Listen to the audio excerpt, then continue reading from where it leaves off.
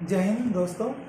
मैं सुरेश के मुख्य अधिकारी रिया बड़ी अपने पूर्व वीडियो असफलता प्राप्त कैसे करें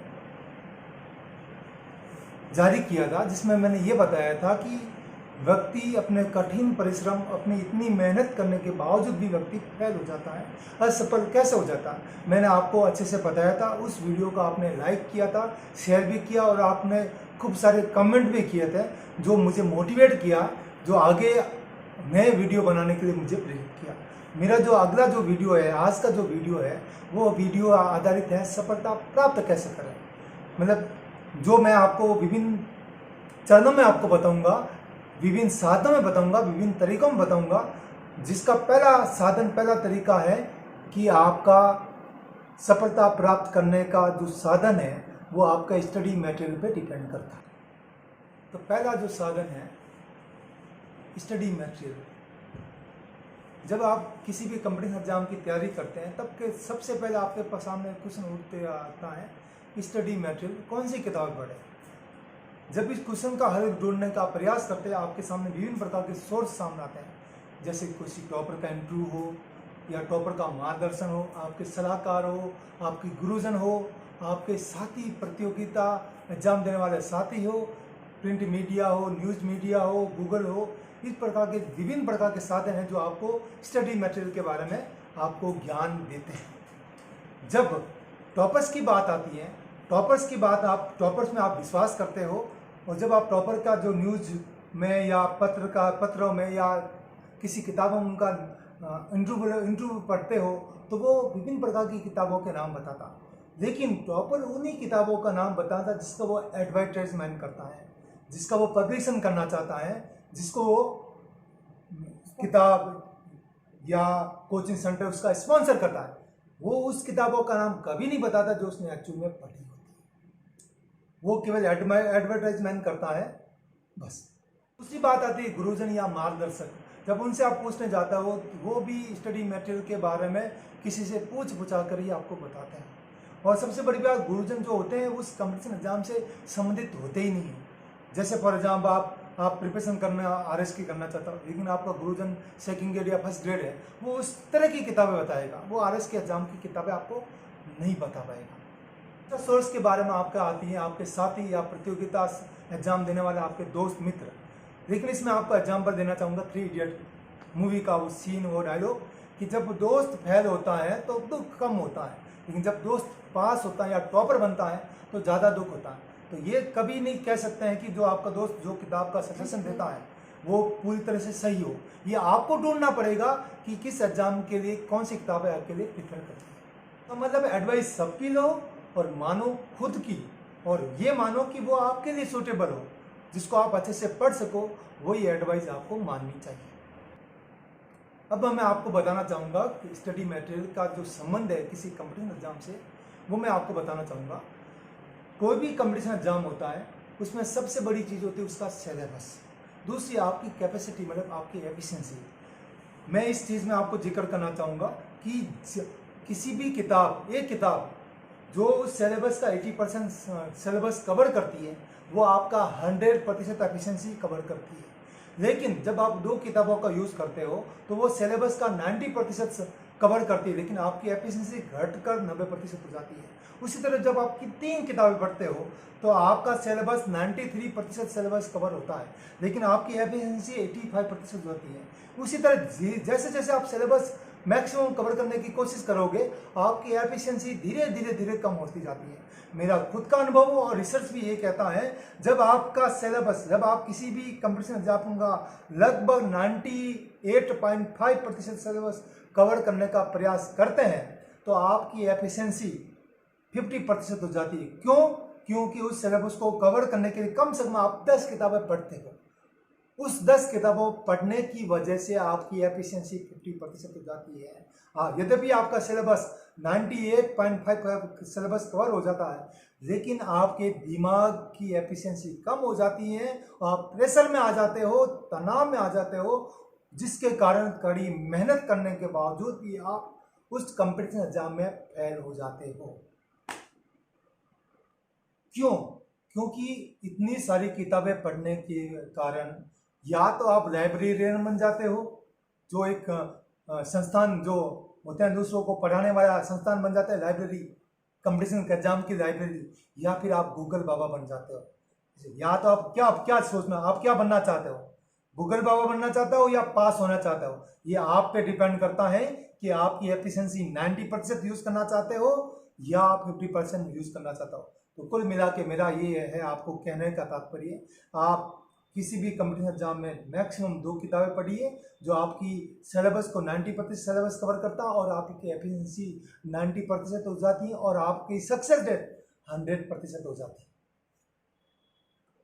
अब मैं आपको बताना चाहूंगा, आपके क्वेश्चन उभ रहे होंगे, आपके दिमाग में क्वेश्चन उठते होंगे कि 2 किताबों से क्या होगा या मैक्सिमम 3 किताबों से क्या होगा, क्यों टॉपर तो इतनी सारी किताबें पढ़ते हैं, मेरे साथ इतने सारी पढ़ रहे हैं फिर भी वो फेल हो रहे हैं, मैं 2 किताब पढ़ के कैसे पास होगा। तो मैं आपके सामने एग्जाम्पल देना चाहूँगा कि किसी भी कंपटीशन एग्जाम की पास या फेल होना डिपेंड करता है आपकी साइकोलॉजी पर, आपकी मानसिक क्षमता पर डिपेंड करता है, आपके दिमाग पर डिपेंड करता है। जिसका मैं एग्जाम्पल देना चाहूँगा कि आपको इतनी सारी किताबें, फॉर एग्जाम्पल आप ऐसे व्यक्ति हो, ऐसे कम्पिटिटर व्यक्ति हो जो दुनिया भर की किताब पढ़ते हो, आपके घर में लाइब्रेरी खुली हुई, आपकी डेस्क भरी हुई है, सब कुछ भरा हुआ, तो आप उस व्यक्ति की तरह हो, उस पहलवान की तरह हो जो रिंग में उतरता है अपने जोश और खरोश के साथ, लेकिन सामने जब पहलवान को देखता है जो मोटा ताजा है, दुनिया भर के कपड़े पहन रखे, इतना भीमशाली लगता है, जब आप उसको देखते हो तो आपके मन में पहला क्वेश्चन उठता है क्या मैं उसे जीत पाऊंगा। तो यही साइकोलॉजिकल प्रभाव पड़ता है, आप उसे जीत नहीं पाओगे, क्योंकि वो एक दुबला पतला पहलवान था जिसने आपको दिखाने के लिए दुनिया भर की किताब, दुनिया भर के कपड़े पहन रखे, इसलिए वो मोटा तोजा होकर आपके सामने आते हैं और आप उसको पहले दृष्टि देखते हो आप हार मानना स्टार्ट कर देते हो। जबकि उसी तरह जब आपके सामने एग्जाम आता है, एग्जाम का दिन आता है, तो आपके सामने इतने सारी डेस्क भरी होती है, इतनी सारी किताबें होती हैं, तो उसको पढ़ने की वजह से इतना सिर पे इतना प्रेशर हो जाता है, उस प्रेशर को आप हैंडल नहीं कर पाते हो और आप उस कंपटीशन एग्जाम को फेस करने से पहले आप हार मान लेते हो। इसलिए कम से कम किताब पढ़िए, उससे आपका प्रेशर कम होगा, दिमाग तेज चलेगा और आप पास होना तय हो जाए। दूसरी बात मैं अगर आपको कहना चाहूंगा कम किताबें क्यों, उसमें एग्जाम्पल देना चाहूंगा, आपके जो किताबें आपके लिए औजार है। फॉर एग्जाम्पल आप कंपटीशन एग्जाम की बात करते हैं आप कि मैं इस एग्जाम का मैं सेकंड ग्रेड की तैयारी कर रहा हूँ या फर्स्ट ग्रेड की तैयारी कर रहा हूँ, आरएस की तैयारी कर रहा हूँ, आईएएस की तैयारी कर रहा हूँ, लेकिन आपके औजार किताबें उसके अनुसार है ही नहीं।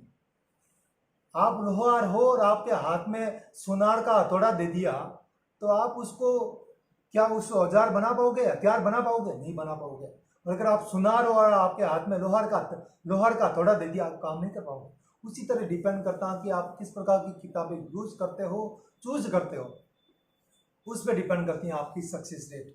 तीसरी मैं आपकी बात कहना चाहूँगा कि इतने सारे कम किताबें क्यों पढ़ें, उसके बीच में ये कहना हूँ, आपकी जो डेस्क होती है, एग्जाम की डेस्क होती है या स्टडी डेस्क होती है या कमरा होता है, उसमें दुनिया भर की किताब हो तो आपको बोझ रहता है, हर इसको पढ़ना, इसको ही पढ़ना, इसको ही पढ़ना, इसको ही पढ़ना, तो प्रेशर क्रिएट करते हैं। अगर आपके सामने 2 ही किताबें, अरे 2 ही किताबें, आपका जोश देखिए, हिम्मत देखिए, अपना आत्मविश्वास एक ऊपर वाले आसमान तक चला जाता है। और उसी तरह आपके सामने दुनिया भर की किताबें हो तो आप वहीं फेल होना स्टार्ट कर देते हैं। फॉर एग्जाम्पल आपका दुश्मन, अदृश्य दुश्मन है कंपटीशन में, अगर आपके सामने 100 लोग आ जाएं तो आप हार मानना स्टार्ट कर दोगे, जबकि सामने कोई दुश्मन नहीं है आपका। अगर आपके सामने एक ही आदमी खड़ा कर दिया जाए जो आपका दुश्मन है तो आप उसको हराने की पूरी कोशिश करोगे। उसी तरह आपके सामने जब एग्जाम आता है तो 2 या 3 किताबें होगी तो आप उसको रिविजन अच्छे से कर पाओगे, अच्छे से पढ़ पाओगे और सेलेक्ट हो पाओगे। कम किताबें क्यों पढ़ें? आपके पास भंडार हो, अधिक किताबों का भंडार हो और लाइब्रेरी भरी हो, उसका साइकोलॉजी क्या प्रभाव पड़ता है। एक और एग्जाम्पल मैं आपको देता हूँ। फॉर एग्जाम्पल अगर आपके साथ कोई कंपटीशन एग्जाम दे, कंपटीशन का एग्जाम की मैं तुलना किसी सब्जी के साथ करूँ, जैसे आपको पनीर की सब्जी बनानी है या दाल मखनी बनानी है, तो आपके दाल मखनी के आपके औजार पड़े हैं, सब्जी पड़ी, दाल वाल सब कुछ पड़े है, उतनी सब्जी बनानी, दाल मखनी बन जाएगी।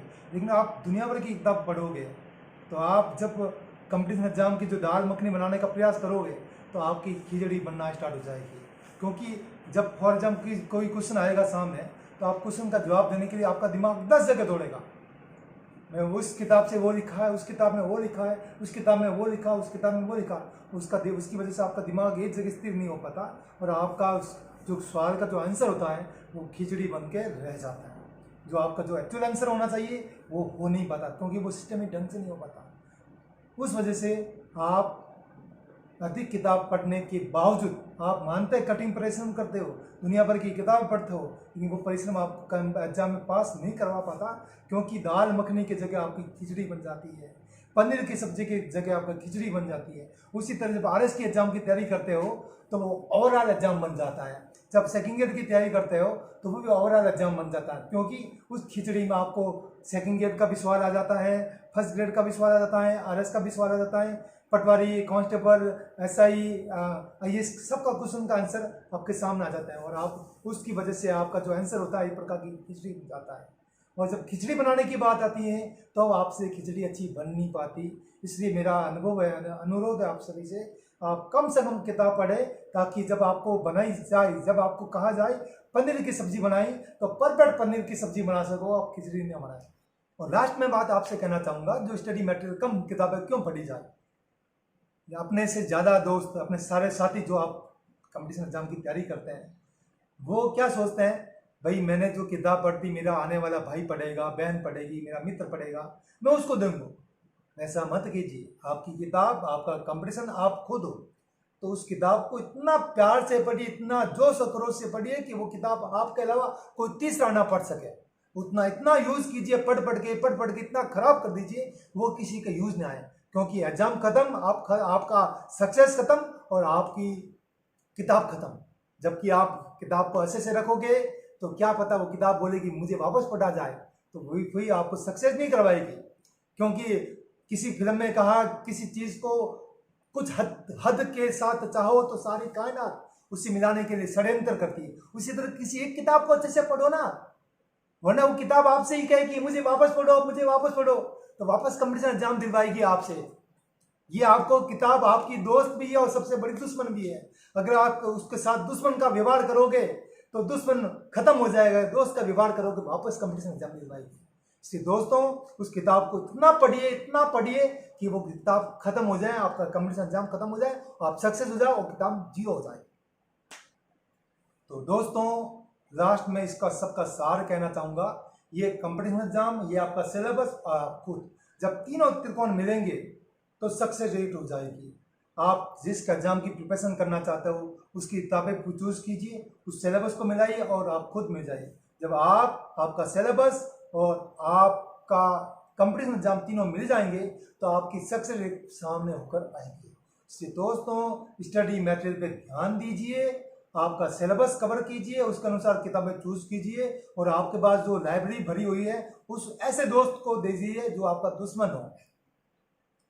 इसलिए बेटर रहेगा कम से कम किताबें हो और उसको अच्छे से पढ़िए, आप सक्सेस हो जाओगे। तो दोस्तों, यही मेरा वीडियो, आज का वीडियो है, सफलता प्राप्त कैसे करें। जो स्टडी मटेरियल या किताबों की जो इंपॉर्टेंस है मैं आपको बताई। अगले वीडियो में दूसरा चरण बताऊंगा, दूसरा वॉल्यूम में एक और तरीका बताऊंगा सक्सेस कैसे प्राप्त करें। अगर आपको ये वीडियो पसंद आता है तो इसको लाइक कीजिए, शेयर कीजिए, कमेंट कीजिए और मुझे सलाह भी दीजिए कि और क्या इंप्रूवमेंट कर सकता हूं। तो आपके सलाह के लिए, कमेंट के लिए मैं आपका इंतजार करूंगा। जय हिंद, जय भारत।